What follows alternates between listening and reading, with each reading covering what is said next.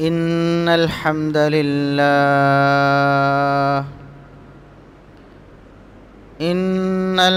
لله نحمده ونستعينه ونستغفره ونعوذ بالله من شرور أنفسنا ومن سيئات أعمالنا من يهده الله فلا مضل له ومن يضلل فلا هادي له أشهد أن لا إله إلا الله وحده لا شريك له وأشهد أن محمدًا عبده ورسوله اللهم صل على محمد وعلى آل محمد كما صليت على إبراهيم وعلى آل إبراهيم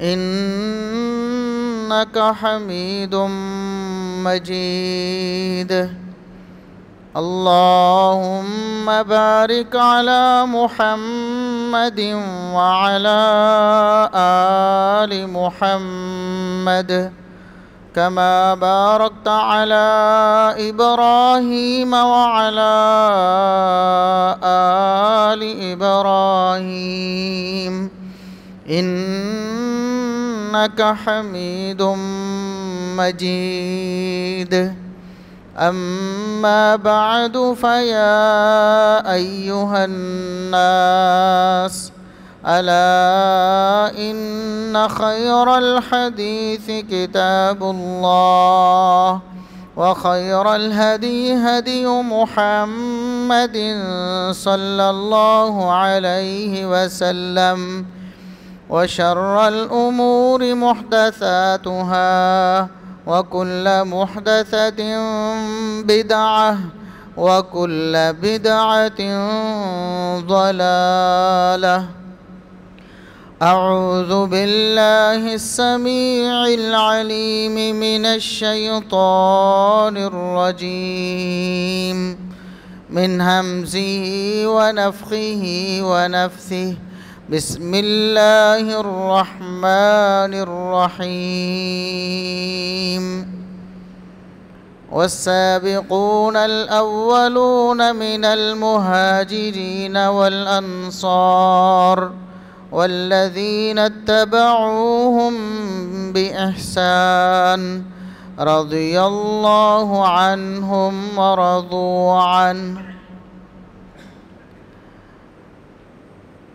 انتہائی قابل احترام بزرگوں، عزیز نوجوان ساتھیوں، معززات و مکرمات اسلامی ماؤں اور بہنوں، ہر قسم کی حمد و ثنا، تعریف و تمجید، کبریائی بڑائی، رفعت و عظمت اللہ رب العزت کے لیے جو پوری کائنات کا خالق و مالک ہے۔ بے شمار لا تعداد بے حد و حساب درود و سلام پیغمبر آخر الزماں، محسن انسانیت، محسن کائنات جناب محمد الرسول اللہ صلی اللہ علیہ وسلم کی ذات اقدس پر۔ مسلمانوں کو بخوبی معلوم ہے کہ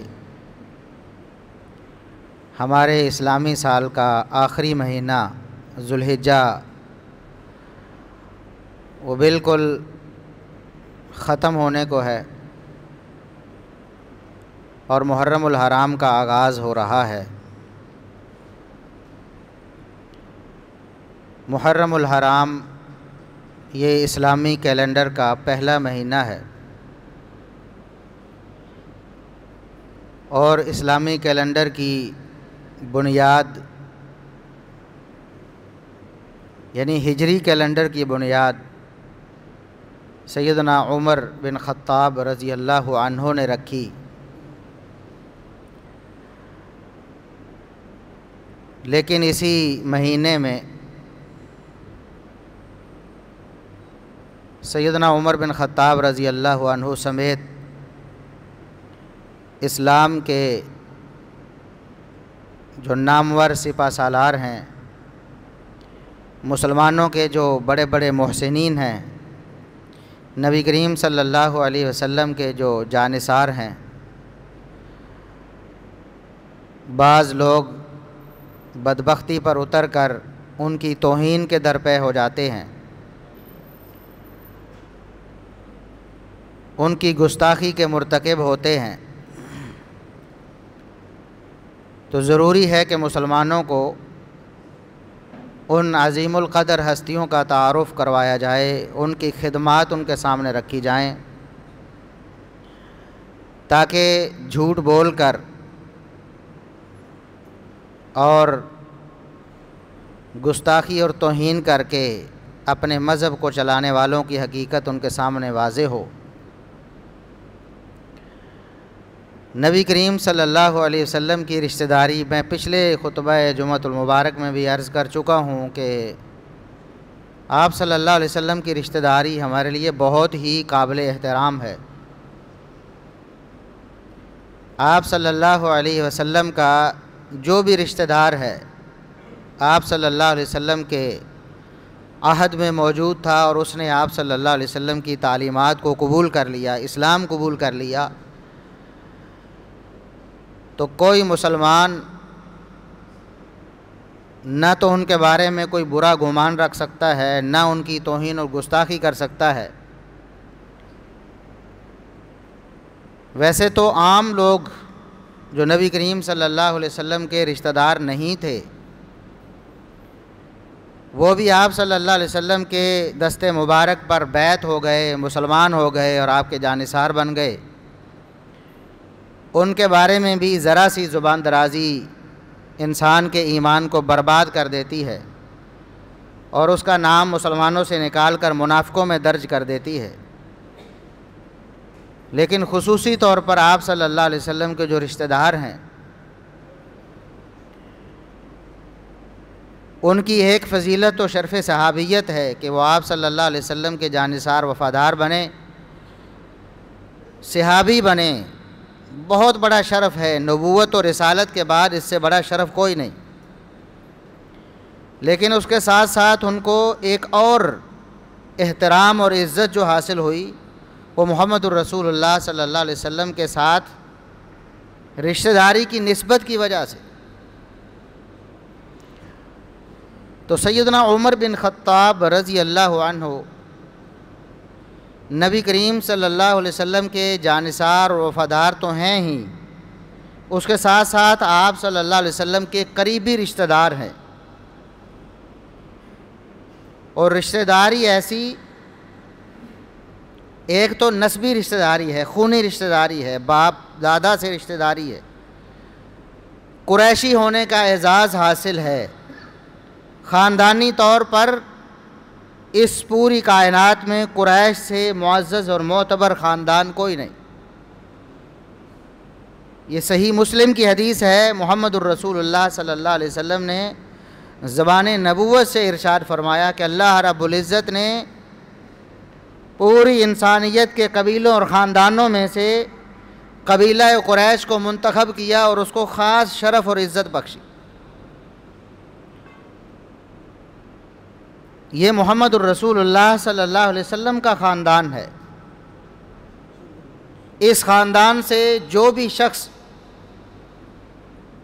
ایمان قبول کر چکا ہو، باقی مسلمانوں کی نسبت اس کی عزت اور احترام بڑھ جاتا ہے۔ تو عمر بن خطاب رضی اللہ عنہ جو مسلمانوں کے دوسرے خلیفہ راشد ہیں، نبی کریم صلی اللہ علیہ وسلم کے خاندانی اور خونی رشتہ دار بھی ہیں، قریشی ہیں، آباء و اجداد ایک ہی ہیں، محمد الرسول اللہ صلی اللہ علیہ وسلم کے اور عمر بن خطاب رضی اللہ عنہ کے۔ اور اس کے ساتھ ساتھ دیگر جو رشتہ داریاں ہیں، عام مسلمانوں کو تو یہی معلوم ہے کہ عمر بن خطاب رضی اللہ عنہ رسول اللہ صلی اللہ علیہ وسلم کے سسر بھی تھے۔ آپ صلی اللہ علیہ وسلم عمر بن خطاب رضی اللہ عنہ کے داماد تھے۔ عمر بن خطاب رضی اللہ عنہ کی بیٹی سیدہ حفصہ بنت عمر رضی اللہ عنہما کا نکاح محمد الرسول اللہ صلی اللہ علیہ وسلم سے ہوا، وہ آپ صلی اللہ علیہ وسلم کی عزت بنی، وہ آپ صلی اللہ علیہ وسلم کی گھر والی بنی، وہ آپ صلی اللہ علیہ وسلم کی عصمت بنی۔ تو اس لحاظ سے بھی عمر بن خطاب رضی اللہ عنہ کا یہ اعزاز ہے کہ نبی کریم صلی اللہ علیہ وسلم سے یہ سسرالی رشتہ داری بھی ان کو نصیب ہوئی، اور اس کے ساتھ ساتھ جس کی طرف عام لوگوں کو توجہ نہیں جاتی وہ یہ ہے کہ عمر بن خطاب رضی اللہ عنہ نبی کریم صلی اللہ علیہ وسلم کے داماد بھی تھے۔ وہ اس طرح کہ نبی کریم صلی اللہ علیہ وسلم کی بیٹی سیدہ فاطمہ رضی اللہ عنہا کی بیٹی اور سیدنا علی رضی اللہ عنہ کی بیٹی ام کلثوم بنت علی رضی اللہ عنہما، ان کا نکاح خود علی بن ابی طالب رضی اللہ عنہ نے عمر بن خطاب رضی اللہ عنہ سے کیا۔ تو جس طرح حسن و حسین رضی اللہ عنہما نبی پاک صلی اللہ علیہ وسلم کے نواسے ہیں اور ساتھ میں بیٹے بھی ہیں، بیٹے بھی ہیں۔ نبی کریم صلی اللہ علیہ وسلم نے سیدنا حسن رضی اللہ عنہ کے بارے میں فرمایا ان ابنی ھذا سید، میرا یہ بیٹا سردار ہے۔ تو حسن رضی اللہ عنہ جو سیدنا علی اور سیدہ فاطمہ رضی اللہ عنہما کے بیٹے ہیں، نبی کریم صلی اللہ علیہ وسلم کے نواسے ہیں، لیکن اس کے ساتھ ساتھ نبی کریم صلی اللہ علیہ وسلم ان کو اپنا بیٹا بھی قرار دے رہے۔ انہی کی بہن سیدنا علی و فاطمہ رضی اللہ عنہما کی بیٹی نبی کی نواسی، نبی کی بیٹی بھی ہے ام کلثوم بنت علی، ان کا نکاح عمر بن خطاب رضی اللہ عنہ سے خود سیدنا علی بن ابی طالب رضی اللہ عنہ نے کیا۔ تو یوں نبی کی بیٹی کے خامد بھی ہیں، آپ صلی اللہ علیہ وسلم کے داماد بھی ہیں، آپ کی نواسی کے خامد ہیں سیدنا عمر بن خطاب رضی اللہ عنہ۔ کیسا اعزاز نصیب ہوا ہے،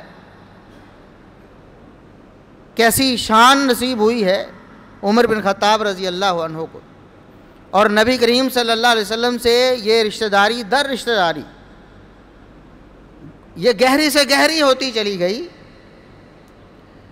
اور جو لوگ بدبخت یہ بکواس کرتے ہیں کہ عمر بن خطاب رضی اللہ عنہ نعوذ باللہ مومن نہیں تھے، ان کے ایمان پہ شک کرتے ہیں یا ان کو نعوذ باللہ نفاق کی طرف منسوب کرتے ہیں، یا یہ گستاخی کرتے ہیں کہ وہ نبی کریم صلی اللہ علیہ وسلم کے دنیا سے چلے جانے کے بعد اپنے ایمان سے پھر گئے تھے، ایسے بدبختوں کا سیدنا علی رضی اللہ عنہ پر بھی ایمان نہیں ہے۔ ان بدبختوں کے بقول نبی کریم صلی اللہ علیہ وسلم کے دنیا سے چلے جانے کے بعد علی رضی اللہ عنہ نے جو اپنی بیٹی کا نکاح، نبی کی نواسی کا نکاح، سیدہ فاطمہ کی بیٹی کا نکاح سیدنا عمر بن خطاب رضی اللہ عنہ سے کیا ہے، تو نعوذ باللہ کسی کافر کو یا منافق کو بیٹی دی ہے۔ اور یاد رکھیں یہ بات اہل سنت اور روافض شیعہ کے درمیان اتفاقی ہے کہ علی نے اپنی بیٹی کا نکاح سیدہ فاطمہ رضی اللہ عنہا کی بیٹی کا نکاح سیدنا عمر بن خطاب سے کیا ہے۔ ہماری معتبر ترین کتاب اللہ قرآن کے بعد صحیح البخاری ہے۔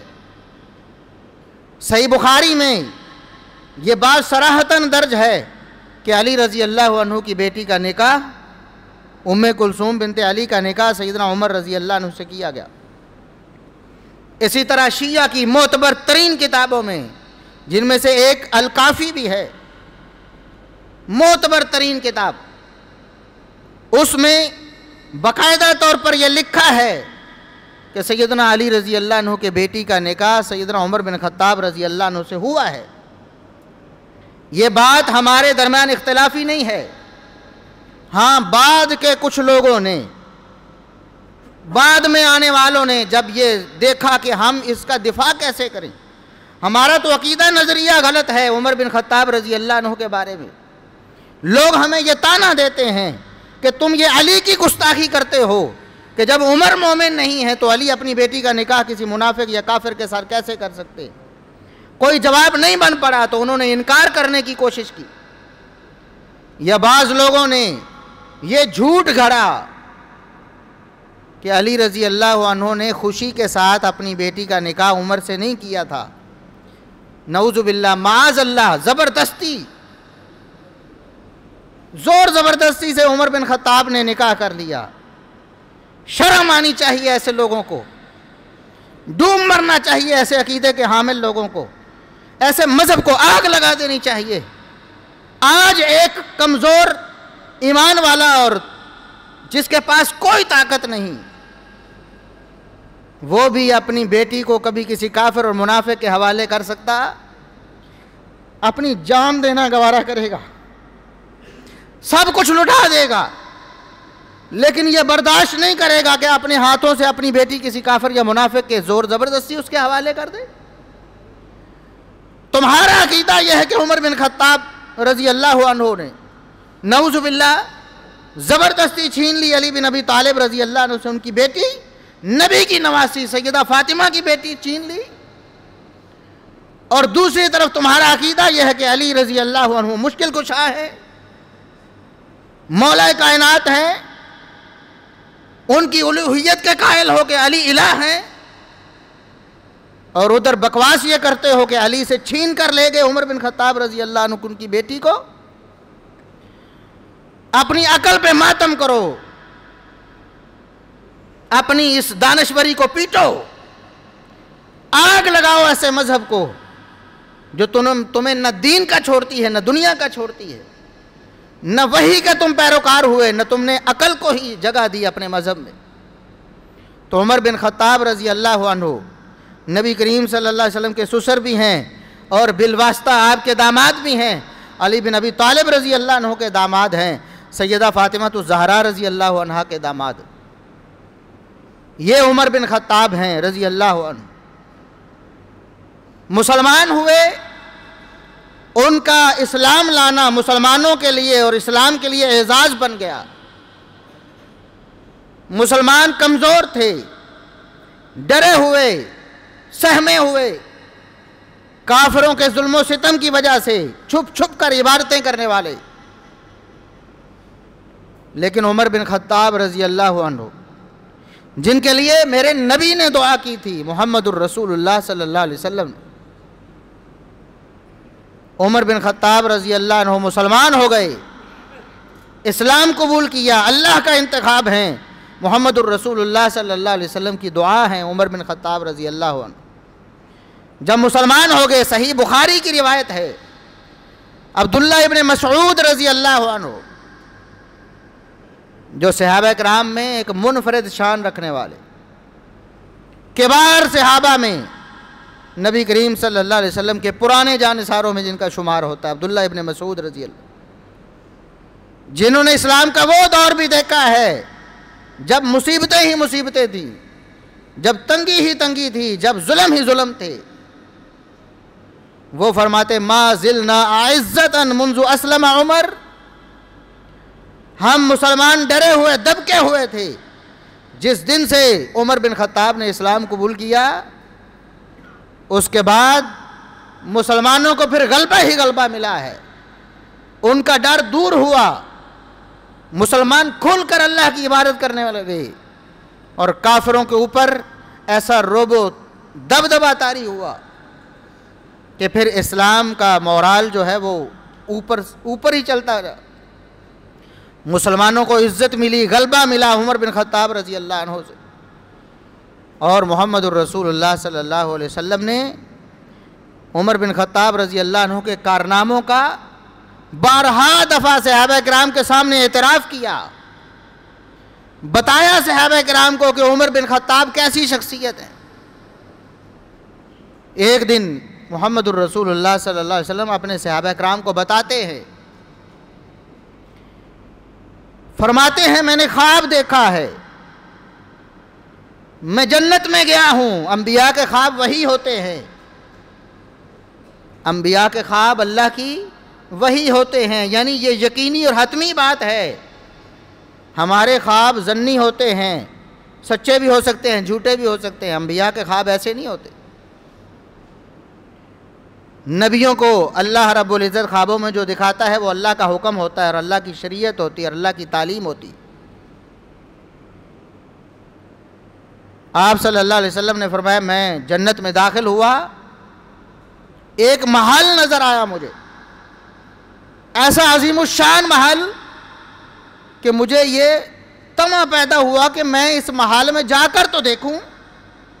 اتنا عظیم الشان محل جو باہر سے اتنا خوبصورت ہے، اندر سے کیسا ہوگا، میں اس محل کو دیکھنا چاہتا ہوں۔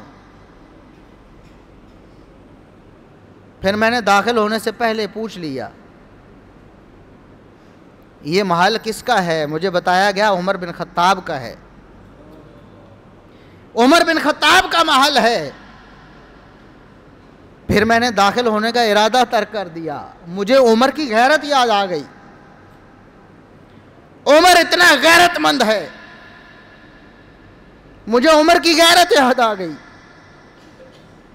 میں نے پھر داخل ہونے سے اپنے آپ کو روک لیا۔ عمر کہتے ہیں اللہ کے رسول آپ پر میں غیرت کرتا، آپ کی وجہ سے میں کوئی پریشانی لاتا کہ آپ میرے محل میں داخل کیوں ہوئے؟ میرے ماں باپ آپ پر قربان ہو۔ یہ عمر کی دینی غیرت ہے اور یہ عمر کا جنت میں مقام ہے جو محمد الرسول اللہ صلی اللہ علیہ وسلم نے بتایا ہے۔ یہ صحیح بخاری کی حدیث۔ اسی طرح ایک دن محمد الرسول اللہ صلی اللہ علیہ وسلم اپنے صحابہ کو بتاتے ہیں میرے صحابہ اللہ نے مجھے ایک اور وحی کی ہے، خواب میں مجھے کچھ دکھایا ہے اللہ رب العزت نے، جو میں تمہیں بتانا چاہتا ہوں۔ فرمایا کہ میرے پاس خواب میں دودھ کا ایک پیالہ لایا گیا، ایک برتن دودھ کا بھرا ہوا میری خدمت میں حاضر کیا گیا۔ میں نے دودھ پینا شروع کر دیا، پیتا گیا، میں نے دودھ اتنا پیا کہ مجھے لگتا تھا کہ اب میرے ناخنوں سے نکلنا شروع ہو جائے گا، اتنا میں نے سیر ہو کر دودھ پیا۔ ثم ناولت عمر، پھر میں نے وہ دودھ کا برتن سیر ہونے کے بعد عمر بن خطاب کو دے دیا،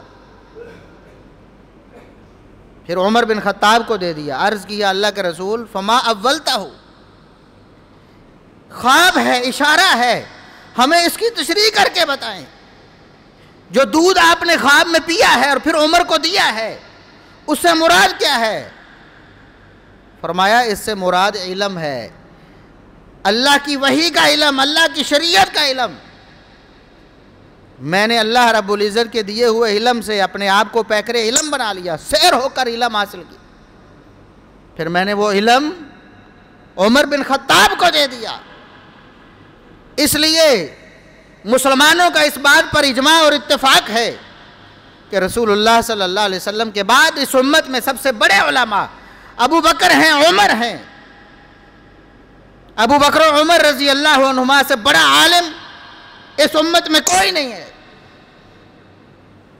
دلیل یہ حدیث ہے کہ رسول اللہ صلی اللہ علیہ وسلم علم کس کو دے رہے ہیں؟ عمر بن خطاب کو۔ یہ وحی ہے، اللہ کی وحی۔ اللہ اپنے نبی کو بتاتے ہیں کہ میں نے آپ کو جو علم دیا ہے آپ نے اس سے اپنے آپ کو پیکر علم بنایا ہے اور پھر آپ نے وہ علم عمر بن خطاب کو دیا ہے۔ آج لوگ جھوٹی روایتیں لے کر پھرتے ہیں۔ سیدنا علی بن ابی طالب رضی اللہ عنہ کے علم میں بھی کوئی شبہ نہیں، ان کی شان اور ان کے مقام میں بھی کوئی شبہ نہیں، ان کی عزت اور احترام میں بھی شبہ کرنے والا منافق ہے۔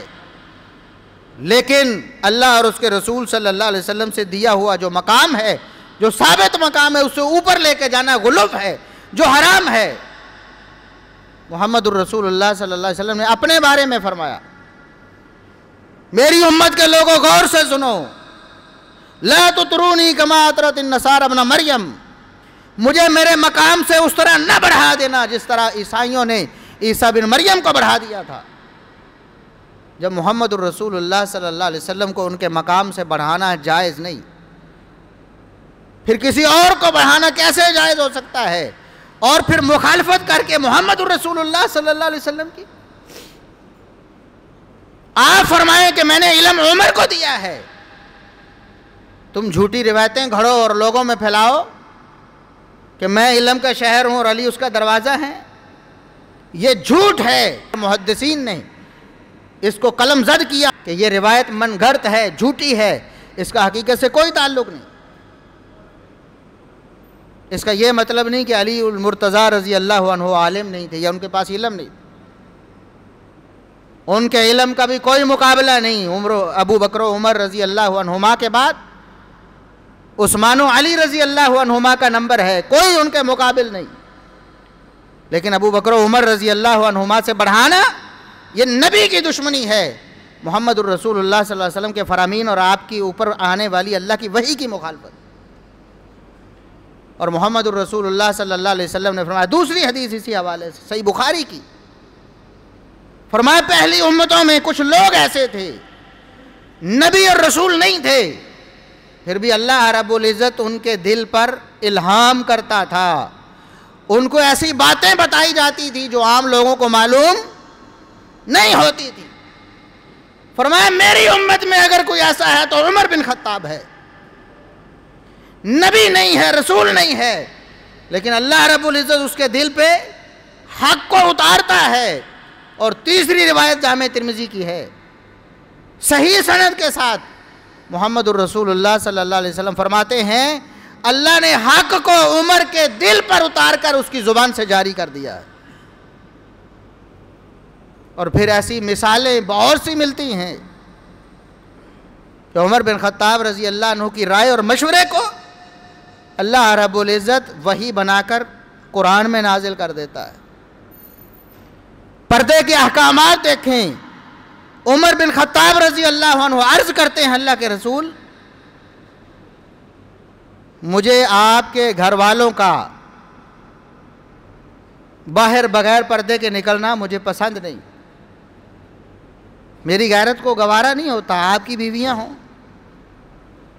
ظاہر ہے کہ باقی تو لباس پہننا ہی ہوتا تھا، چہرہ ہی عموماً ننگا ہوتا تھا۔ اس حوالے سے محمد الرسول اللہ صلی اللہ علیہ وسلم فرماتے ہیں کہ عمر جس کا اللہ نے مجھے پابند نہیں کیا میں کسی کو کیسے پابند کروں؟ پھر اللہ رب العزت نے وحی نازل فرمائی، یا ایھا النبی قل لازواجک وبناتک ونساء المؤمنین یدنین علیہن من جلابیبہن۔ عمر کی رائے کو اللہ نے وحی بنا کر نازل کیا، فرمایا نبی اب اعلان کر دو، اپنی بیویوں کو کہہ دو، اپنی بیٹیوں کو کہہ دو، اور مسلمانوں کی عورتوں کو کہہ دو، آپ نے سارے جسم کو ڈھانپنا ہے اور سر کے اوپر سے اوڑھنی کو ڈالنا ہے جو اس کے چہرے سمیت سارے جسم کو ڈھانپ لے۔ یہ عمر بن خطاب رضی اللہ عنہ، ایک بات نہیں ہے، متعدد مثالیں ایسی موجود ہیں۔ خود صحابہ کرام اس بات کا اعتراف کرتے ہیں کہ ایک طرف سارے صحابہ ہوتے اور ایک طرف عمر کا مشورہ ہوتا تو نبی کریم صلی اللہ علیہ وسلم اللہ کی وحی سے عمر کے مشورے کو مان لیتے۔ اور صحیح مسلم کی حدیث ہے، ایک سفر میں محمد الرسول اللہ صلی اللہ علیہ وسلم کے بارے میں صحابہ کرام کا اختلاف ہو گیا، کچھ کہہ رہے تھے کہ نبی کریم صلی اللہ علیہ وسلم پیچھے ہیں، کچھ کہہ رہے تھے آگے ہیں، آپ آگے نکل گئے، کچھ کہتے ہیں ابھی پیچھے ہیں۔ ابو بکر و عمر رضی اللہ عنہما جو کہہ رہے تھے نبی کریم صلی اللہ علیہ وسلم کے بارے میں، بعد میں وہی سچ ثابت ہوا۔ اختلاف کا حل ابو بکر و عمر رضی اللہ عنہما کی بات میں اللہ رب العزت نے نکالا، اور محمد الرسول اللہ صلی اللہ علیہ وسلم اس موقع پر ارشاد فرمایا اگر لوگ ابو بکر و عمر کی بات مانیں گے تو ہمیشہ خیر و بھلائی پر رہیں، اور محمد الرسول اللہ صلی اللہ علیہ وسلم نے بہت سے موقعوں پر آپ رضی اللہ عنہ شہید ہوئے نا، عمر بن خطاب رضی اللہ، ان کی شہادت کی خبر بھی محمد الرسول اللہ صلی اللہ علیہ وسلم نے بذریعہ وحی دی۔ پچھلے خطبے میں بھی آپ نے سنا، پہلے بھی سنتے رہتے، انہوں نے شہید ہونا، ان کی شہادت کا اعزاز جس شخص نے نعوذ باللہ رسول اللہ صلی اللہ علیہ وسلم کے بعد اپنے ایمان سے پھر جانا ہو، اللہ وحی کر کے اپنے نبی کو بتائے کہ اس نے شہید ہونا ہے، اس کو اللہ رب العزت نے شہادت کا مرتبہ نصیب کرنا ہے۔ اور پھر 20 موقع ایسے ہیں کہ محمد الرسول اللہ صلی اللہ علیہ وسلم اپنے ساتھ ابو بکر و عمر کو ذکر کرتے ہیں، میں نے یہ کام کیا اور ابو بکر و عمر نے یہ کام کیا۔ ایک دن ایسا ہوا رسول اللہ صلی اللہ علیہ وسلم نے ایک بات بیان فرمائی، کہ پہلے لوگوں میں، پہلی امتوں میں ایک واقعہ پیش آیا تھا. ایک شخص نے گائے کے اوپر کچھ وزن لاد دیا. گائے کے اوپر وزن لاد دی، جس طرح گدھوں پہ لاتے، خچروں پہ لاتے. اس نے گائے کے اوپر وزن لاد دیا. گائے نے بول کر کہا لم اخلق لہذا، اللہ نے مجھے وزن اٹھانے کے لیے پیدا نہیں کیا. وزن اٹھانے کے لیے اللہ نے مجھے پیدا نہیں کیا، اس کے لیے دوسرے جانور ہیں. میرے اور کام ہے، دودھ دیتی ہوں، میرا گوشت تم کھاتے ہو، ہاں ہال چلا لیتی ہوں، لیکن وزن اٹھانے کے لیے اللہ نے مجھے پیدا نہیں کیا. لوگ تعجب کا شکار ہو گئے. کچھ لوگوں نے کہا بھلا گائے بھی کبھی بولتی ہے، گائے نے بھی کبھی بولا ہے؟ محمد الرسول اللہ صلی اللہ علیہ وسلم نے ارشاد فرمایا لوگوں تم نے ماننا ہے تو مانو، نہیں ماننا ہے تو نہ مانو. فَإِنِّي أُؤْمِنُ بِهِ وَأَبُو بَكْرٍ وَعُمَرٍ. سن لو، اس واقعے پر میں محمد بھی ایمان لاتا ہوں، ابو بکر و عمر بھی ایمان لاتے ہیں. میں بھی مانتا ہوں، ابو بکر و عمر بھی مانتے ہیں. تم نہ مانو تو کوئی فرق نہیں پڑتا ہے. ابو بکر و عمر نے مان لیا ہے. حالانکہ محمد الرسول اللہ علیہ وسلم نے ان سے پوچھا نہیں کہ تم مانتے ہو کہ نہیں مانتے. اعتماد اتنا ہے ان کے ایمان پر. فرمایا میں محمد بھی مانتا ہوں، میرے ساتھ ابو بکر و عمر بھی مانتے ہیں، باقی سارا زمانہ نہ مانے کوئی فرق نہیں پڑتا. یہ محمد الرسول اللہ صلی اللہ علیہ وسلم کے الفاظ. اور پھر اہل بیت جن کے نام پہ یہ طوفان بدتمیزی محرم الحرام میں یہ اٹھایا جاتا ہے، گستاخی اور توہین کا ارتکاب کیا جاتا ہے، وہ کیا کہتے ہیں؟ سیدنا علی رضی اللہ عنہ، پہلا فرمان صحیح بخاری میں ہے، اہل سنت کی معتبر ترین کتاب، اور شیعہ کی معتبر ترین کتابوں میں درجنوں کتابوں کا حوالہ کہ علی رضی اللہ عنہ. صحیح بخاری کے الفاظ یہ ہیں کہ علی رضی اللہ عنہ سے ان کے بیٹے محمد بن حنفیہ نے پوچھا ابو جی مجھے بتائیں کہ ای الناس خیر بعد رسول اللہ صلی اللہ علیہ وسلم، اللہ کے رسول صلی اللہ علیہ وسلم کے بعد سب سے بہترین ہستی کون سی ہے؟ تو علی رضی اللہ عنہ بغیر سوچے فرمایا ابو بکر ہیں. میں نے پوچھا محمد بن حنفیہ کہتے ہیں بیٹے ہیں علی رضی اللہ عنہ کے، کہتے ہیں میں نے پوچھا پھر کون ہے، دوسرے نمبر پر کون ہے؟ فرمایا پھر عمر ہیں، اور کون ہے؟ یہ علی رضی اللہ عنہ کہتے. اور شیعہ کی معتبر ترین کتابوں میں کہ علی رضی اللہ عنہ کے 14 شاگرد بیان کرتے ہیں، 14 شاگرد، یعنی متواتر واقعہ ہے کہ علی رضی اللہ عنہ نے ایک دن خطبہ دیا، اور خطبے کا سبب یہ تھا کہ کسی نے ان جلیل القدر ہستیوں کے بارے میں کوئی نازیبہ بات کہہ دی. خطبہ دے کر فرمایا خیر هذه الامتی بعد نبیہا ابو بکر و عمر. لوگوں سن لو، علی کا فیصلہ یہ ہے کہ اس امت میں محمد الرسول اللہ صلی اللہ علیہ وسلم کے بعد سب سے بہترین ہستیاں ابو بکر و عمر کی ہیں. اور پھر صحیح بخاری کی حدیث ہے، عمر بن خطاب رضی اللہ عنہ کو شہید کیا گیا. اللہ کے نبی صلی اللہ علیہ وسلم کی وحی کے ذریعے پیش گوئی جو دی ہوئی تھی پوری ہوئی، شہید ہوئے عمر بن خطاب رضی اللہ عنہ. تو عبداللہ بن عباس کہتے ہیں جو خود اہل بیت کے فرد ہیں، کہتے ہیں لوگ اکٹھے ہوئے عمر بن خطاب رضی اللہ عنہ کی شہادت پہ. آپ کا جسم اطہر چارپائی پہ پڑا ہوا تھا، لوگ ارد گرد جمع تھے، رش ہو گیا، لوگ ایک دوسرے کے اوپر گر رہے تھے رش کی وجہ سے دیکھنے کے لیے. تو میں نے دیکھا کہ ایک شخص نے اپنا جو کوہنی ہے وہ میرے کندھے کے اوپر رکھی، اور وہ شخص یہ کہہ رہا تھا کہ عمر تم دنیا سے چلے گئے ہو، اللہ کی قسم تمہارے بعد ایسا کوئی شخص نہیں ہے جو تم سے بہتر ہو، جس کو دیکھ کر میں اپنے اللہ کو راضی کر لوں، جس کی پیروی کر کے میں اپنے اللہ کو راضی کر لوں. عمر تم نے اپنے بعد اپنے سے بہتر کوئی شخص نہیں چھوڑا ہے. اور پھر کہا کہ عمر مجھے پتا تھا کہ تمہیں نبی کے پہلو میں اللہ رب العزت نے جگہ دینی ہے، تمہاری قبر نبی کے پہلو میں بننی ہے. مجھے پتا تھا. کیوں؟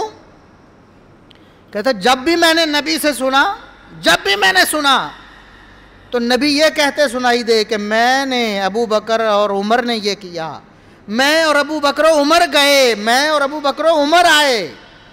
نبی کی زبان پہ ابو بکر و عمر کا نام اپنے ساتھ جڑا ہوا تھا. مجھے اس وقت سے یقین تھا کہ اللہ رب العزت قبروں میں بھی تمہیں جدا نہیں کرے گا. عبداللہ بن عباس کہتے ہیں میں نے پیچھے مڑ کے دیکھا کہ یہ کون ہے جو عمر بن خطاب سے اس عقیدت کا مظاہرہ کر رہا ہے. میں نے دیکھا تو فَإِذَا عَلِيُّ بْنُ أَبِي طالب. وہ کون تھے؟ علی بن ابی طالب رضی اللہ عنہ.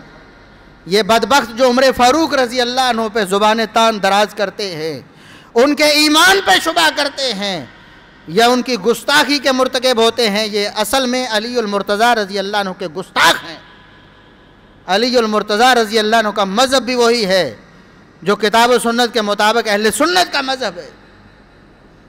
اور ہم اہل سنت بلا تفریق سارے صحابہ کرام، نبی کریم صلی اللہ علیہ وسلم کے سارے رشتہ داروں کا ادب اور احترام فرض سمجھتے ہیں، اور ایسے بدبخت کو مسلمان نہیں سمجھتے جو نبی کریم صلی اللہ علیہ وسلم کے کسی رشتہ دار یا آپ کے کسی صحابی کی توہین یا ان کی گستاخی کرتا ہو، ان کے ایمان میں شبہ کرتا ہو. ہمارے نزدیک ہم وہ مومن نہیں ہو سکتے. اس لیے اپنے آپ کو سنبھالیں. محرم الحرام میں جھوٹ بولا جائے گا، لوگوں کو گمراہ کیا جائے گا، جھوٹے واقعات اور قصے سنائے جائیں. کسی ایک کا بیان کردہ قصہ دوسرے سے نہیں ملے گا. واقعہ کربلا سن کے دیکھیں، ہر ایک کی اپنی راگنی ہوگی.